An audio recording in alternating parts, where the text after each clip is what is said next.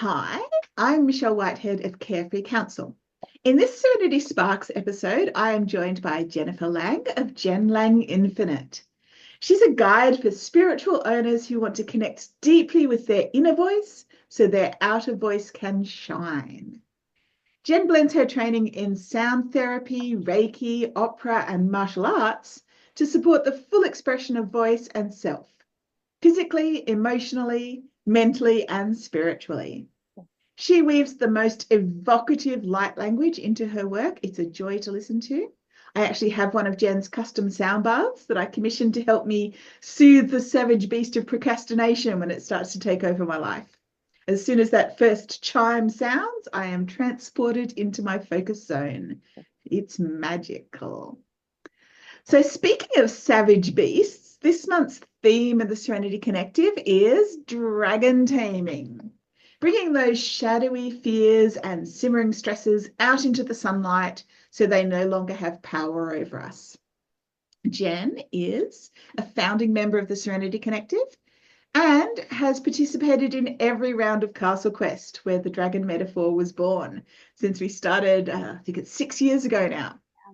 So I've invited her here today to chat with me about the very important task of naming your dragons and to share some ways we can soothe our nervous system when dealing with scary things, finding our brave voice in the process.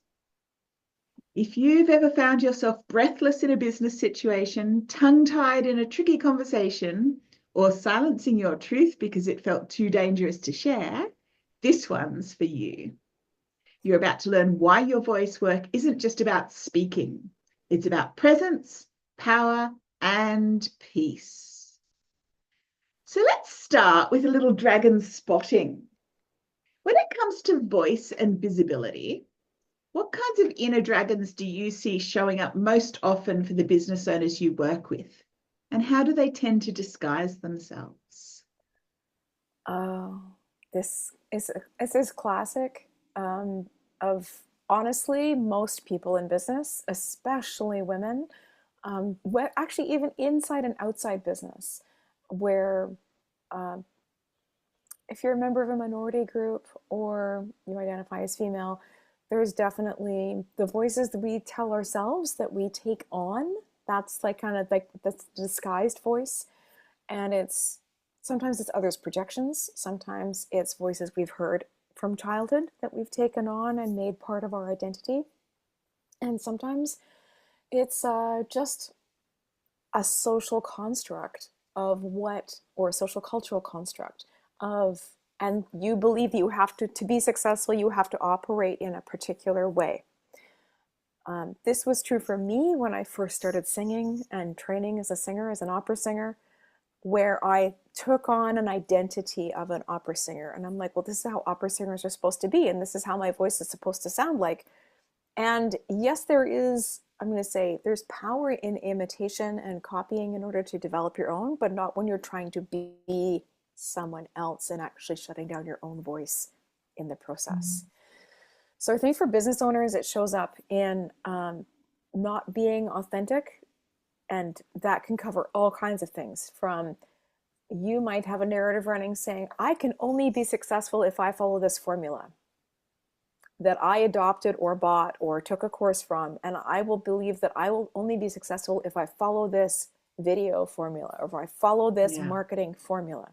I have to find the marketing No. formula or the thing that works for me. Yes. It's out there somewhere, the Out answer there. I need. Yeah, exactly. I am a serial course purchaser, 100% used. Yeah, I would be like, I can't solve it. I must need a course. I can't solve it. I must need a course. And don't get me wrong, I still love courses. I'm a lifelong learner, but I'm much more mindful about what I purchase and how I invest. And I really sit and think about, do I need, is the, why am I looking for this thing? Like, what's actually the underlying reason? That's just another way to get in tune with your own voice around it. Yeah. And also, what purpose will this course actually help me solve the thing, solve the problem that I have identified, instead of it being framed up in all the fancy language effectively. So it might actually speak to you, but is it actually the thing that's going to solve the problem Yeah. that is really there rather than the problem you think you have? Yeah. Very We've different. spent a lot of time talking about the importance of naming your dragons in Castle Yes. Quest and as part of my risk management process, bringing them out of the caves where they lurk into the sunshine so we can begin to reclaim the power they have over us. Can you walk us through what this process means for you? How have you experienced this act of just the simple act of naming, shifting the energy of a problem? Oh, so powerful. So when we I actually worked through this with a client today, naming the emotions that were coming forward, and it was a whole variety of emotions even without looking at a chart. So when we name our dragons, we give them an identity outside of ourselves, which I think is also really important, of like pulling it out from you and actually being, I'm actually pulling one of my little Castle Quest dragons who lives on my desktop. But when you give them a title that's outside of you or give them a name outside of you, then you can look at it more variably and go, oh, Yeah. actually, this isn't as scary as I thought. Or, oh, this is actually much bigger than I thought. I think I need a multi step approach to this dragon. Or, And it also I, stops your inner critic beating you up as if you're the yes, problem. yes, You can totally. externalize it as something that it becomes us against the problem rather than Mhm. I am the problem. Yeah, it takes the focus on you, off of you, actually, which is another way of like supporting yourself through the wild ride that is business ownership and entrepreneurship. But your work brings together so many different modalities. There's sound, energy healing, even the martial arts. What Mhm. are some of your favorite techniques or practices for soothing the self when a great big toothy dragon is on the rampage and your body's gone into panic mode? Oh, yes. My first, I'll give you my top three tools. Yep. Breathing, I'm a variety of breathing. So if I go into shutdown mode and I need to actually resource a bit more energy, then I will do a breathing exercise that gets me going. I will usually combine that with a bit of motion. So it might be like 10 jumping jacks or get down on the floor, do 5 or 10 sit ups. You know, it's a very karate thing to do, but it does get the energy moving and moves those things out of the body. So that's one of the things. If I'm in freeze, like complete shutdown, I don't know where to turn yet, any direction, you know, um, then I slow my breathing down and I really make an effort to connect with the earth, to, you know, identify, okay, what situation, person, feeling might be contributing to the way I'm feeling. Is it just overwhelm? Do I just need to move some emotions out of my body? Late because I'm midlife now. I'm like, is it hormones? You know, and chances are it is. So it's very much a question of once we can identify it with our mind, then we can approach it with a process to manage it. And for me, like grounding, getting out in nature, those breathing exercises, just slowing down the breath, laying on the floor for 5 minutes, get out my yoga mat and just lay there flat. And let the floor support you. You don't have to do it all. Those are my favorite approaches. Yeah. I heard recently that humming can be a really awesome way to use your voice and sound to just shift yourself out of that Yeah. stuck Singing resistance. along to your favorite song. You know, it Yeah. doesn't even have to be humming. It can be just put on your favorite dance song, hum along to it, make some noise. A client I spoke with recently has identified that a lot of their underlying problems are connected to deep-seated rage. And so I've been musing about this. I'm like, I think I want to start a karate class for midlife women because we get to yell, we get to punch, It's we an get to opportunity to move, scream. Yes. opportunities to scream and yell and not hurt one another. You know, like Mm. it's never, even as beginners, you never paired up actually punching someone, Yeah. but But you're just to punching the release air, you're punching that the glove. energy. There Yeah. is so much power in our voices that we shut down, for again social constructs, or because we want to be, we're taught to be good girls and we want to be nice and not upset the apple cart, as this expression goes. But I think that really creates an environment where we shut down our voices and we shut down our feelings. and then it just brews into this rage, or it brews into a chronic illness, or these unprocessed emotions really create havoc within the body. So I think any way, like if karate's not your thing, like, I don't know, pick a different martial art. I think martial arts are really rich for this kind of thing. Or laughing yoga. I Yeah. don't think yoga on its own, personally, and I've been a practitioner for over 25 years, yoga on its own is, it absolutely has benefits, but it doesn't move your voice the same way as that more expressive and explosive type of action that can be really helpful for those trapped emotions that show up as dragons. Yeah. So let's talk about the relationship between voice and safety. Mm. For someone who's struggling to speak up in business, whether it's saying no to a demanding client or just showing up more boldly and more visibly online, what's one small step they could take to begin feeling safer in their own voice? Mm.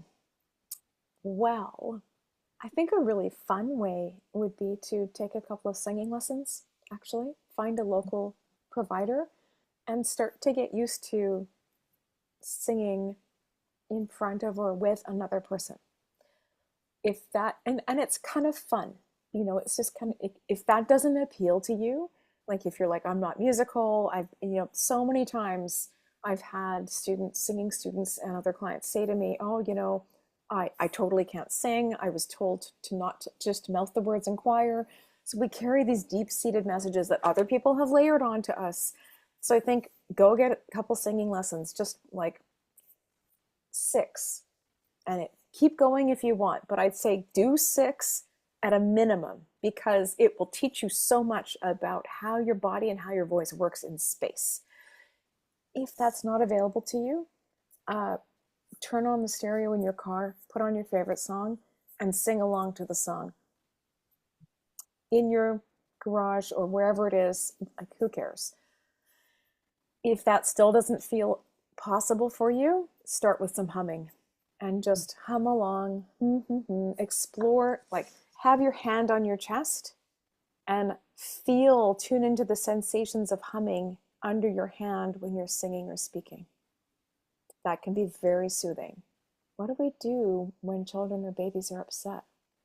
We soothe them with humming and sounds. Mm.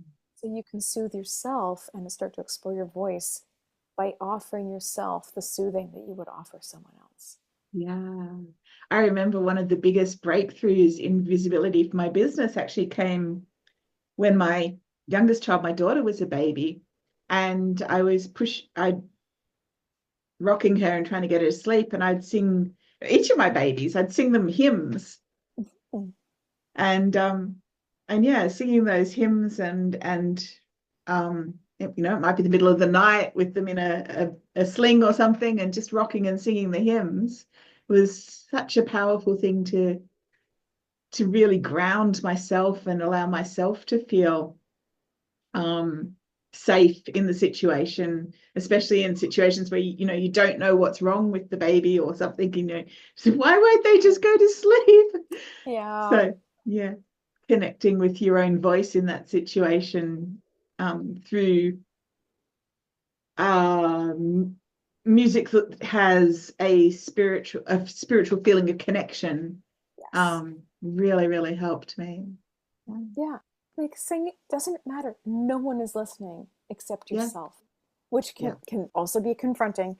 But for a person who struggles with visibility, who just wants to get used to hearing their voice or do videos or these kinds of things, start with some very soothing.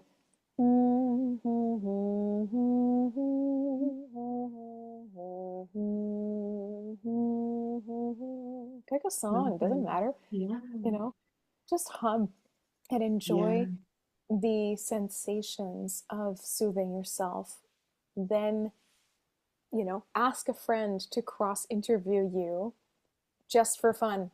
Ask him, Mm. like, favorite childhood memory, um, you know, best experience as a teenager, and ask them to ask you questions about your life that don't have a lot of pressure Yeah. around them. and then start to, oh, this isn't so bad. I think we're so used to Zoom these days. It is much easier for Yeah. entrepreneurs starting out to do videos. But I'd say 10 or 15 years ago, that wasn't necessarily the case. And video was a much more involved process for Yeah. people. And I mean, that's something that I struggle with. I hate doing videos by myself, but a video chat with a friend Hmm. is easy and fun, and I love doing them. So, find what works for you too, what makes you feel safe, and then look at how you can actually build that into your marketing and your business content. Yeah. I heard a fun story once for people who were afraid of doing video webinars and not seeing people on the other side was they said grab some chopsticks and cut out pictures of your best friends and Yeah, tape them to the back of your laptop so that you've got your best friend audience cheering you on. And I thought, oh, that's such that's a neat cute. idea. That's Yeah, cute. it's a cute idea. Yeah, for I've got sure. a little uh lots of animals. I've got my cat and my dragon and things. I've got lots Oh, of cute. things all sitting there watching me. So yeah, I kind of do that, but in a toy way. So I love that image of creating soothing spaces as an energetic sanctuary for our Mhm. voice and soul. So what does that mean to you? And how might our listeners start to cultivate that kind of supportive environment, especially when external circumstances feel loud or unsafe? Do you have any tips or tricks for creating a dragon-free zone inside of us when Mm. everything else feels overwhelming? Oh my goodness. So many tips. It's like, how do I bring some forward that are really, it's like um, approachable? I think what I said before about connecting with nature or learning how to be still with oneself, that is step one. Yeah. If you cannot be still with yourself, without a device, without a phone, without other stimulus, except maybe some soothing music, that is step one. Just get still with yourself. If your nervous system still can't um, handle that, I 100% recommend reaching out for professional support from a therapist or a counselor as to why that, like, what are the underlying reasons why that might be the case. The entrepreneurship journey is one of deep self discovery and deep self excavation. So there are so many ways. If you can sit with yourself in that silent and quiet space, and then you'll start to hear the voices. And I used to call them like the choir or the stage voices. And sometimes our inner critic hogs the microphone all day. And so once you get to know the different audience members in your different voices in your head, the choir voices, you might just say, oh, you know what, inner critic, you have hogged the mic for the past 2 weeks, and I think it's time that you gave it up. So one of my mentors actually suggested this trick recently was like, whatever, identify what they're saying and sing it happy birthday to the words that they're saying. So let's see if I can think of an example. You're so lazy and so You're not mean. doing enough today. You're not doing enough today. You're so lazy. You're not doing enough today. And so you make it really silly. And then it's Yeah. like, it can't help but be like, what are you talking about? I've walked the dog. I've had physiotherapy. I've gone grocery shopping. Yeah. I've done all the things. I've taken care of our money. So I think once you can sit with yourself in silence, you can identify that voice, then like sing the happy birthday thing to the inner Transform critic it. words. Yeah.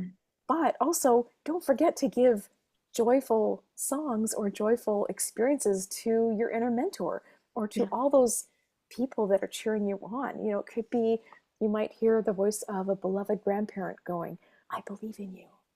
And so cultivate those voices and make a conscious effort to connect with them because that will diffuse the inner critic voice instantly.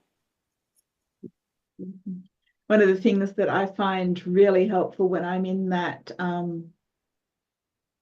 everything's overwhelming, everything I don't feel safe, everything's there's Mm. dragons coming, is the old 5 4 3 2 1 senses connection, but saying it out loud. So 5 things I can see, 4 things I can hear, 3 things I can smell, or three things I can touch, two things I can smell, one thing I can taste, and Yeah, just bringing yourself back into your body and your environment um, 100%. is really helpful. I have one more tip for that actually. Awesome. Really, really helpful. Moving your arms and legs. So moving Mm, hands and feet brings you back to your body, obviously, and yeah. just making an effort. I like you. I love that five senses piece. Another really effective tool, I believe this is from a somatic practice, but I have to look it up, is what's called resourcing in the room. So before, like, say you have a really difficult phone call to make, or you are really nervous about making a video or getting on a call, and you just find an object in your room. It could be a plant, it could be, my little dragon here, it could be a light, and sit and connect with that thing for about 30 to 60 seconds and go, okay, this is what I'm resourcing to today. This is my connection point in the room. So anytime I feel nervous, I'm just going to look at it and be like, ah. And then really just let the breath, your diaphragm settle. That is a really powerful tool for being present, but also for shutting out the noise of all of those dragons and all the cacophony of stimulus. Mm.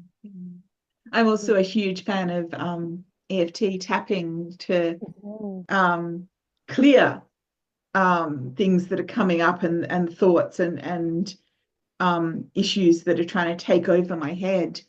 But one of the things I've found is that if I'm in a tense conversation and I can't tap at the time, but I'm getting so caught up in the stories that I can't stay grounded and present.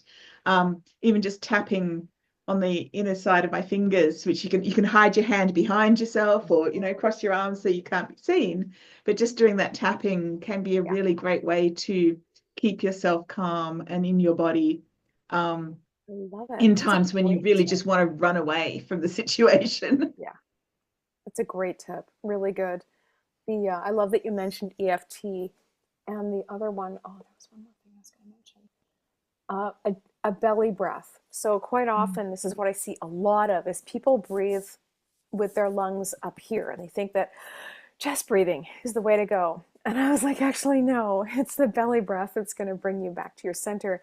So just placing one hand on your lower belly, and it's out of the screen height. And if you find yourself getting tense or getting nervous, let your hand move with the in breath and let your belly soften, Mm. and exhale. And all of a Mm. sudden, your whole system will just land. It's Yeah. connected to the vagus nerve. There's a lot of science behind it. Um, but that really, the vagus nerve is a nerve that runs basically from the brainstem through the center of your body all the way to the pelvic floor, past the digestive system.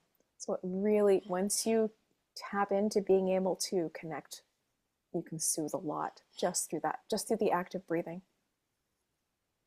Awesome.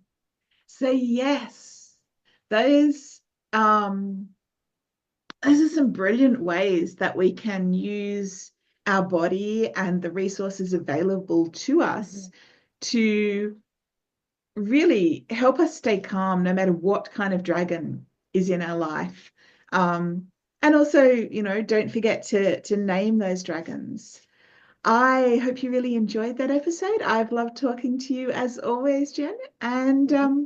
yeah, if you've got any questions, Jen's information will be in the description for this video. And if you've got any questions or um, would like to know more, please reach out to one of us. Thank you And so I'll much for catch you having me next on, time. Michelle. You're very, very welcome.